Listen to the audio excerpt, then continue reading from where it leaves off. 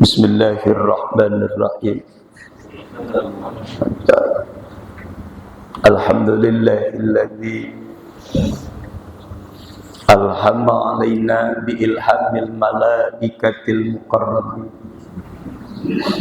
wa akramana bi karamatil awliya'i wassalihin wa afhamana bi ulumil ulama'il amilin wa adkhalana fi zumratis sabiqin. Wassalatu wassalamu ala asyrafil anbiya'i wal mursalin sayyidina wa maulana Muhammadin wa ala alihi wa ashabihi ajma'in, amma ba'du. Qalu subhanaka la ilma lana illa ma 'allamtana innaka antal alimul hakim.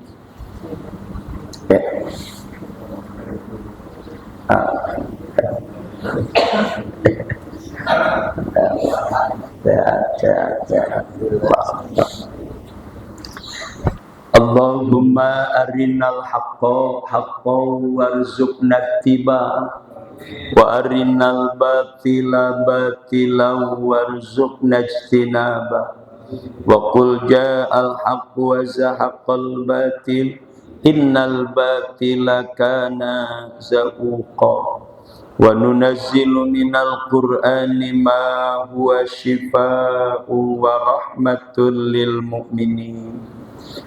Faqala musannifu hadzal kitab rahimahullah wa nafa'ana bihi wa bi 'ulumihi fid dharain amin. Wa bihi qala Rasulullah sallallahu alaihi wasallam, idza da'a ar-rajulu imra'atahu ila firashihi fa'abat fabata wa huwa ghadaban alaiha la'anat al malaikatu hatta tusbiha. Rawahu Ahmad an Abi Hurairah radhiyallahu anhu. Hadratul mukarramin wal mukarramat, para asatidz wal asatidzah, para hujaj wal hujajah, tokoh agama, tokoh masyarakat, tokoh pemuda, para sesepuh, para pinispuh, para orang tua, aparatur pemerintah, wabil khusus yang saya hormati keluarga besar Pondok Pesantren Nihayatul Huda, keluarga besar Majelis Taklim Kaum Ibu Nihayatul Huda, keluarga besar Masjid Jami Al Hidayah, keluarga besar Musholla Ahsanul Muhajirin, keluarga besar Masjid Jami Nurul Hasanah Rumpuri Cikarang Hijau, keluarga besar dari Masjid Jami Al Mujahidin, keluarga besar dari Musholla At-Taqwa, dan juga dari Majelis Tahlil wa Ta'lim Baitul Mukhlisin, juga para segenap jamaah Majelis Taklim Subuh nan Bahagia Pondok Pesantren Nihayatul Huda yang senantiasa dimuliakan oleh Allah Subhanahu wa Ta'ala. Pertama-tama marilah kita panjatkan puji dan syukur kehadirat Allah Subhanahu wa Ta'ala yang senantiasa melimpahkan bermacam-macam nikmatnya kepada kita sekalian, sehingga pada pagi hari ini kita masih diperkenankan oleh Allah untuk dapat memulai dan menjalankan aktivitas dan rutinitas kita hari ini. Bahkan di tengah persiapan-persiapan, kita dapat meluangkan waktu, menyempatkan diri untuk bersama-sama hadir, berkumpul dan bertemu kembali di satu majelis yang mulia, yaitu Majelis Taklim Subuh nan Bahagia, dalam rangka menghadiri kajian rutin yang setiap ba'da sholat subuh hari Sabtu di Pondok Pesantren Nihayatul Huda. dengan niat taklim dan silaturahim dan mengunjungi orang alim. Yang mudah-mudahan dengan taklim kita memperoleh ilmu yang bermanfaat, dan dengan silaturahim kita meraih umur panjang, rizki gampang, dan dengan berkunjung ke orang alim mudah-mudahan mendapatkan keutamaan seperti berziarah ke makam Rasulullah sallallahu alaihi wasallam. Dan juga apa-apa yang akan dilaksanakan pada hari ini mudah-mudahan menjadi hari yang baik dan terbaik, hari yang menguntungkan, dan hari yang menyelamatkan. Amin ya rabbal alamin. Salawat dan salam semoga terlimpah curahkan kepada junjungan kita, paduka alam revolusi Islam, Habibana wa Nabiyana Muhammad sallallahu alaihi wasallam, bersama para keluarganya dan para sahabatnya dan juga para pengikutnya. Yang mudah-mudahan kita semuanya tergolong umatnya yang selalu konsisten dan konsekuen, istiqamah mengikuti ajarannya hingga yaumil qiyamah. Para bapak dan para ibu hadirin hadirat jamaah majlis taklim subuh nan bahagia yang dimuliakan oleh Allah Subhanahu wa taala. Pada kajian hari ini marilah kita bersama bahas hadis Rasulullah sallallahu alaihi wasallam, wabihi, dan dengannya qala, telah berkata oleh musannif, qala Rasulullah, telah bersabda oleh Rasulullah sallallahu alaihi wasallam, idza da'ar rajul, apabila mengajak oleh seorang suami imra'atahu, akan istrinya, ila firasyihi, menuju tempat tidurnya, fa'abat, maka menolak oleh istrinya, fabata, maka bermalam oleh ia, wa huwa, halnya bermula suaminya, godobanu, itu murka atau marah, alaiha, atas istrinya, la'anat hal malaikatu, maka akan melaknat atau mengutuk pada istrinya oleh malaikat, hatta tusbiha, sehingga di waktu pagi. Rawahu Ahmad, telah meriwayatkan akan hadis oleh Imam Ahmad, an Abi Hurairah, dari sahabat Abu Hurairah radhiyallahu anhu. Bapak, Ibu, dan saudara-saudara sekalian, inilah kelanjutan kajian kita hampir dengan redaksi yang sudah dibahas pada kajian-kajian terdahulu. Tapi memang inilah hadis-hadis yang ada, bukan berarti kita membahas diulang-ulang. Tapi yakin di balik tulisan pengarang kitab Mukhtarul Ahadis ada nilai-nilai keutamaan di dalam tulisannya. Kalaupun hampir redaksinya sudah dibahas pada kajian-kajian terdahulu, yakni inilah dalam kehidupan berumah tangga, yakni seorang suami dan istri, barulah akan menjadi keluarga suami, istri, atau ayah, ibu, dan anak-anaknya. Untuk menggapai kepada keluarga yang mungkin menjadi satu idaman, satu harapan, bukan mungkin lagi, pasti jadi keluarga yang idaman. Apa keluarga idaman, Pak?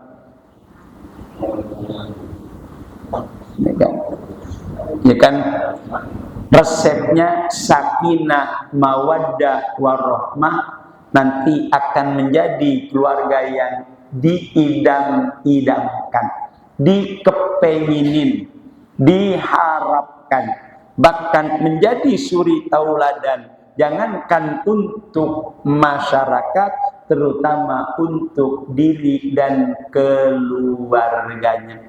Inilah yang disebut keluarga idaman. Udah jadi keluarga idaman? Insya Allah dungkang. Itu mah Ice Trisnawati, ya kan, dalam masjidnya, Masjid Idaman yang ada di Tasikmalaya. dulu sekarang mah udah terbengkalai. Na'udzubillah min dzalik. Itulah di antara masjid-masjid yang pernah terkenal. Di antaranya Masjid Duhengkang atau Masjid Idama, juga Masjid Kuba Emas. Karena maaf hampir kurang, tapi diminati. Muncul lagi Masjid Al-Jabbar. Muncul lagi masjid yang ada di Semarang, Allahu Akbar, yang gak kalah hebatnya.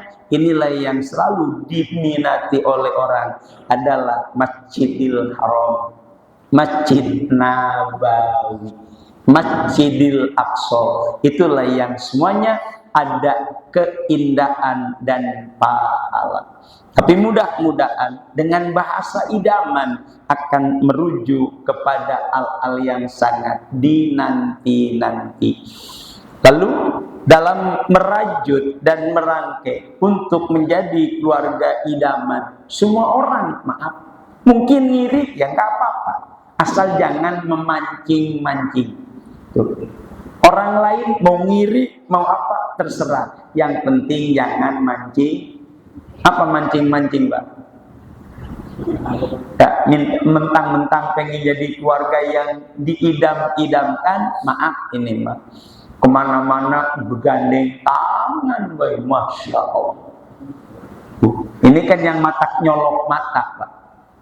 Jadi boleh-boleh aja nanti kalau sudah di rumah. Alhamdulillah, dari warung kacung udah nyampe. Jadi jelas, bukan untuk reruntung gandeng tangan di luar, bukan. Ya mungkin boleh-boleh saja, sebab ini batasan-batasan yang wajar dan pantas untuk diperlihatkan.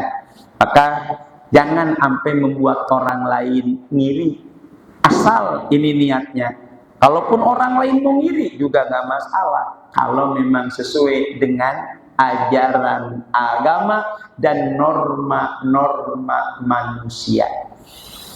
Maka dalam hal ini Rasulullah Shallallahu Alaihi Wasallam bersabda, mengingatkan kita sebagai keluarga, ada di antaranya istri dan suami. Ini terutama kaum ibu, mohon maaf ibu ya, ini bukan jadi sebuah sasaran, tapi di balik itu ada satu keindahan dan keistimewaan. Bahkan dalam hadis Arba'in Nawawi sudah disebut-sebut, wa fi bud'i ahadikum ajrun, wa fi bud'i ahadikum ajrun. Di dalam bahasa yang yang santunnya, pada diri wanita, pada diri istri. Asal asli bud'i itu adalah hal yang sangat-sangat sensitif, tapi diumumkan pada diri seorang istri ada pahala. Makanya dalam hadis Arba'in Nawawi ada kata-kata wa fi bud'i ahadikum shadaqatun. Di dalam diri seorang wanita ada yang bernilai sedekah. Apa yang bernilai sedekah? Yakni hubungan suami istri. Itu nilainya sedekah, Ibu. Mohon maaf. Ini kalaulah kita dalam kitab Uqudul Hijab, apalagi dalam kitab Qurratul Uyun, apalagi dalam kitab Fathul Izar, Masya Allah, begitu luas, begitu data, dan begitu jelas penjelasan dari apa yang ada di dalam rumah tangga. Kenapa? Karena inilah kalau boleh menjadi sebuah ukuran. Kalau keluarganya sudah bagus, insya Allah negara menjadi bagus. Jadi sampai ke negara. Kalau rumah tangganya bagus, insya Allah negaranya bagus. Kalau rumah tangga sudah tidak bagus, maka akibatnya fatal di dalam kenegaraan atau berbangsa dan bernegara. Kenapa? Astagfirullahaladzim, akibatnya sangat fatal. Maka inilah apabila seorang suami mengajak istrinya untuk tidur bersama. Arti tidur bersama ada kebutuhan biologis. Tuh. Ada kebutuhan yang bersifat kejiwaan. Itulah sebagaimana mestinya suami istri. Kemudian istrinya menolak, ragu-ragu. Menolak dalam arti menolak, tidak ada sebab-sebab menolak. Kalaupun mungkin ada sebab, yang masih ada hal-hal yang bisa untuk melakukan itu, masih tergolong disalahkan oleh agama. Maaf, dalam arti menolak, tidak mau. Pertama, suami udah ngasih kode. Umpamanya pakai DM kan gitu. Sampai 4 kali DM, bininya kagak ngerti juga. Malah disamperin, bengek, murung. Astagfirullahaladzim, berarti nggak tahu kode kan gitu. Makanya maaf dalam skala lingkungan, skala riungan ada istilah sandi, Pak. Apa sandi, Pak? Ada kode-kode, bininya lakinya udah DM berapa kali kagak nyamperin juga, malah komentarnya bengek. Ya Allah ya Rabb. Inilah bu, andai kata suaminya marah, kemudian ia bermalam, di malam itu hingga waktu subuh dikutuk oleh malaikat. Malaikat membencinya. Artinya maaf. Dalam bahasa sebagaimana mestinya suami istri. Makanya kalau ngaji, kalau kagak ngaji mah ya kagak ngerti. Ya orang kagak ngedenger. Kalau ngedenger gue tahu orang di YouTube. Itu gue ada. Makanya maaf, Bapak. Inilah dalam membina dan membangun rumah tangga, kedua-duanya kudu seia sekata. Kalau enggak seia sekata, timbang suaminya doang yang ngaji. Kecuali suaminya lagi ngajarin di rumah, Pak. Ya kan? Maaf, ada ini hak suami, ini hak istri, ini kewajiban suami, ini kewajiban istri, ini kewajiban bersama, ini hak bersama, ini yang ada di dalam rumah tangga. Makanya pantas dalam hadis-hadis yang lain Rasulullah memberikan sebuah harapan, bahkan keinginan setiap manusia. Arba'u asya'a, ada 4 perkara.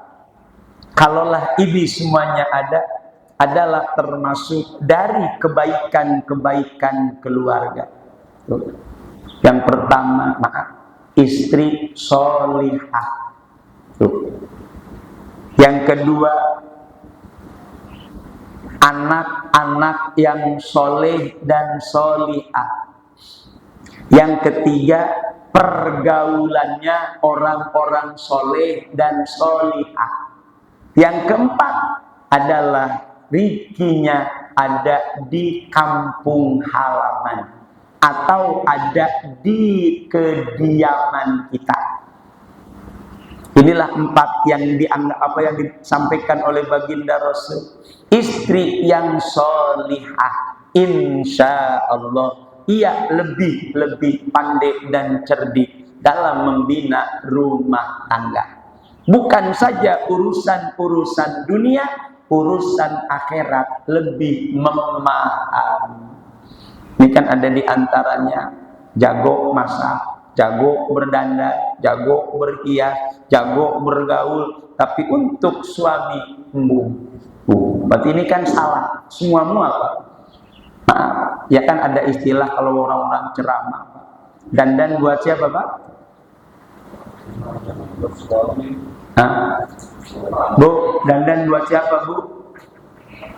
Bener deh, kagak. Pertama buat tukang becak. Kedua Yang kedua buat supir angkot. Yang ketiga buat ojek, tukang ojek. Lah iya Pak. Lah kalau mau ke pasar kan wangi banget. Naik beca, yang tukang beca aki-aki. Masya Allah, itu aki-aki nih. Ngapa kok? Nah. Padahal memang bau parfumnya, Masya Allah. Sesing beca udah. Kenapa? Orang napasnya kencengan banget tuh. Ampura Pak. Supir angkot, Masya Allah, mau pasar naik angkot. Gusti nu aku, ini kata ceramah. Oleh karena itu istri yang solihah segala-galanya. Bahkan kalau kita mau jujur, Bapak, Ibu, dan Saudara, istri solihah adalah bisa menghidupkan semua. Bisa menghidupkan semua, termasuk ngidupin barang yang mati. Nah iya Pak, mati hidup. Kenapa? Ngadepin istri solihah. Coba kalau istrinya leha-leha, bukan soleha lagi, leha. Apa leha-leha Pak?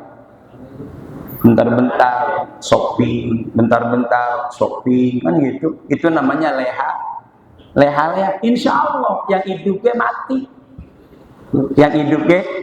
Tapi kalau solihah, insya Allah yang mati jadi nggak usah diurut, nggak usah. Hidup dewek, insya Allah. Ini bahasa biologisnya Pak, mohon maaf belum maju ngejuntrun baik. Kan kudu ada sampingannya. Yang jelas inilah agama Bapak Ibu.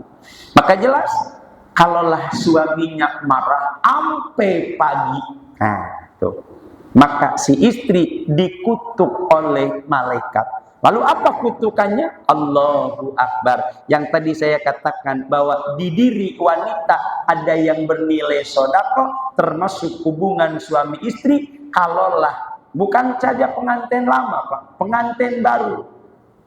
Di dalam kitab Ukudulujen kan ada istilah, apabila seorang suami istri sedang berhubungan, itu malaikat muter-muter bari istighfar.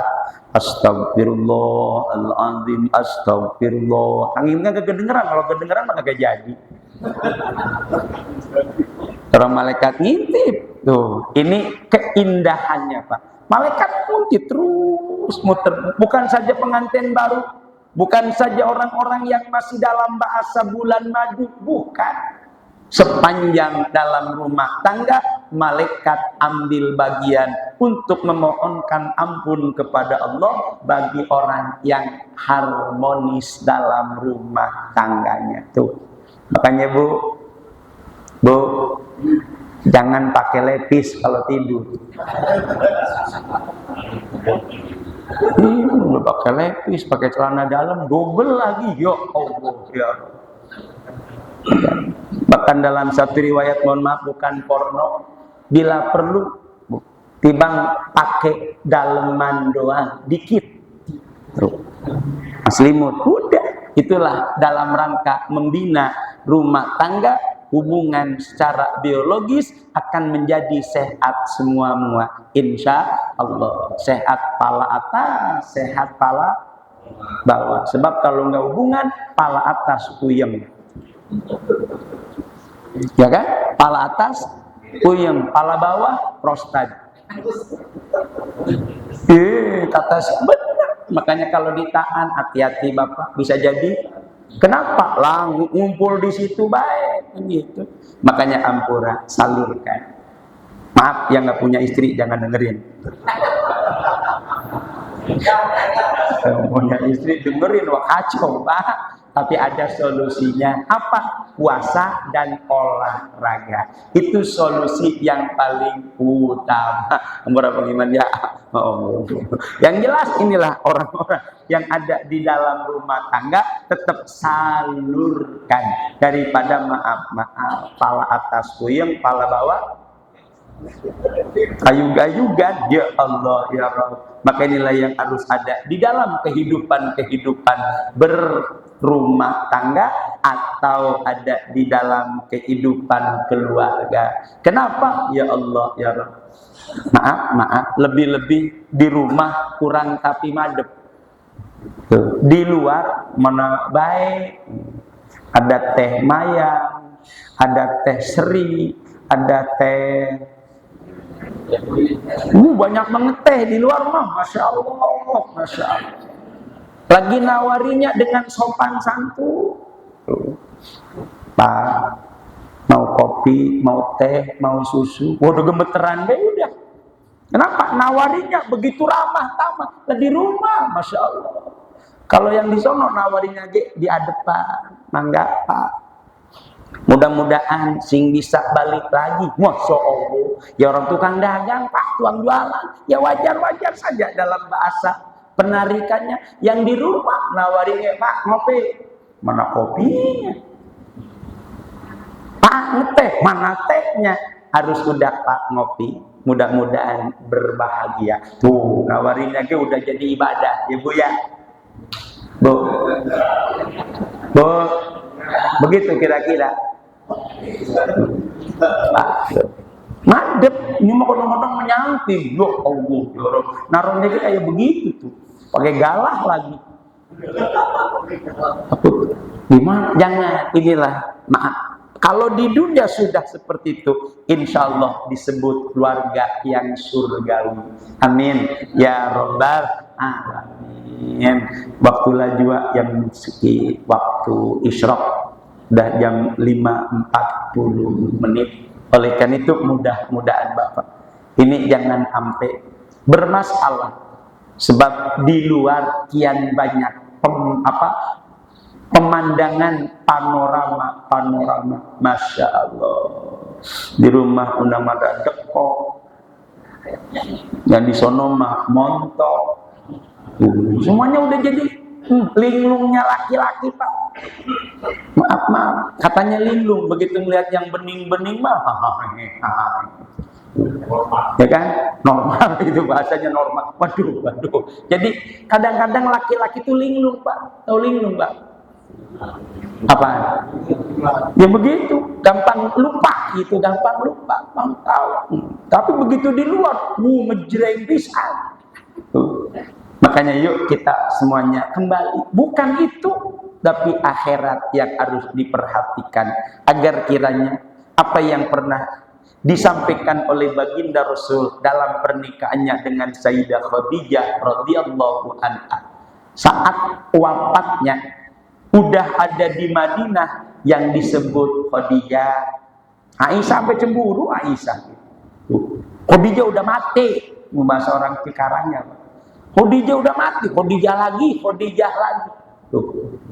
Kok kenapa yang ada pada pribadi Rasul cuma Khadijah? Padahal maaf, Rasulullah istrinya lebih dari 9. Ada yang bilang 11, ada yang bilang 10. Sesudahnya Khadijah radhiyallahu anha. Tapi selama itu yang disebut Khadijah lagi, Aisyah yang merasa, gua mau disampingin tuh. Khadijah udah wafat, tapi Rasulullah. Kenapa? Karena cuma Khadijah lah yang membuat Rasulullah ada dalam kebahagiaan dunia. Bahkan Khadijah pernah berjanji, wahai Rasulullah, aku rela tidak makan. Aku rela tidak memakai hartaku yang bergemilang, bahkan kian banyak, hanya karena agama Allah yang engkau bawa. Aku ridho miskin, wahai Rasulullah. Makanya yang ada di hati Rasulullah dari sekian istri adalah cuma Khadijah. Nah, inilah Rasulullah. Kira-kira di diri kita ada siapa kira-kira? Awas jangan ngomong. Bab ini bisa ketebak lagi ngigo Pak. Ya kan? Bisa ketebak lagi ngigo, laki gua ngigonya. Waduh, ketahuan pisan. Emang tukang mana tahu. Tuh, maaf Pak. Ini bisa direkam itu zaman sekarang, begitu ngigo direkam. Itu Bang, ngigonya begitu. Waduh. Apa sebabnya? Maaf. Ada dalam satu doa. Barang siapa yang pengen tahu apa yang dilakukan di siang harinya, dimimpikan dalam tidurnya, insya Allah akan muter itu perjalanan siang harinya. Tapi bisa juga dibuktikan oleh setan kalaulah memang itu rahasia. Na'udzubillah, inilah mimpi dari malaikat, ada mimpi dari setan. Kalau mimpi dari malaikat, ilham namanya. Kalau mimpi dari setan, ini anunya gerak meludah ke sebelah kiri, bukan meludah beneran seperti orang meludah. Cuma niup doang ke sebelah kiri. Artinya, ya Allah, jangan kau buktikan kejelekan-kejelekan dalam kehidupan, jangan cukup dalam mimpi. Itu doanya, Pak. Jadi andai kata mimpi jelek, ya Allah, jangan kau buktikan mimpi ini dalam kehidupan, cukup dalam tidurku saja ya Allah. Itu kalau mimpi jelek, Pak. Kalau mimpi jelek. Oleh karena itu, mudah-mudahan dalam keadaan, dalam rumah tangga, dengan segala keharmonisannya, dengan segala keserasiannya, bahkan kesiapannya, jangan ada istilah enggan, apalagi tanpa alasan. Maaf, kalaupun ada alasan, insya Allah masih ada cara yang lain. Misal, kalaulah mungkin maaf sakit, suami ridho, nggak jadi dikutuk oleh malaikat. Kalaupun lagi halangan, Ustaz, lagi halangan, ada cara-cara yang aman. Ada cara-cara yang aman, asal jangan oleh tangan sendiri. Yang disebut onanikah, lesbiankah, itulah yang dilarang oleh agama. Caranya, istri kita lah yang sebagaimana paham, karena istri solihah. Gimana Ustaz? Gigit aja. Ya kan, ini solusi, maka apa-apa ya namanya. Yang penting jangan baina surati wa rukbati. Jangan antara pusar dan lutut. Itu yang dilarang. Berarti lainnya masih silakan. Ini merupakan satu hal yang sangat-sangat istimewa di dalam rumah tangga. Hanya doa menyertai kita. Moga Allah panjangkan umur kita, Allah sehatkan jasmani dan rohani kita, Allah mudahkan segala urusan kita, Allah luaskan milik rezeki yang banyak, halal lagi berkah untuk ibadah kepada Allah subhanahu wa ta'ala. Yang sakit Allah sembuhkan, yang sulit Allah mudahkan, yang lagi usaha, yang lagi kerja, bahkan anak-anak kita yang ada di dunia pendidikan, Allah berikan kebetaan dan keberkahan. Yang kalaulah belum dapat pekerjaan, berikan ya Allah pekerjaan yang barokah, pekerjaan yang terbaik ya Allah. Andai kata belum punya jodoh, atau anak-anak kita yang belum punya jodoh, diberikanlah jodoh yang soleh dan solihah. Dan andai kata belum diberikan momongan atau keturunan, diberikanlah momongan keturunan yang soleh dan solihah. Bismillahirrahmanirrahim. Rabbi auzi'ni an ashkura ni'matakallati an'amta alayya wa ala walidayya wa an a'mala solihan ardahu wa aslih li fi zurriyati inni tubtu ilaika wa inni minal muslimin. Al-Fatihah. A'udzu billahi minasyaitonir rajim. Bismillahirrahmanirrahim. Alhamdulillahi rabbil alamin arrahmanir rahim maliki yaumiddin. Iyyaka na'budu wa iyyaka nasta'in. Ihdinas siratal mustaqim. Siratal ladzina an'amta 'alaihim ghairil maghdubi 'alaihim waladdallin. Amin. Astaghfirullah Rabbal baraya. Astaghfirullah minal khataya. Rabbi zidni ilman nafi'an wa wafiqni amalan maqbulan wa wahabni rizqan wasi'an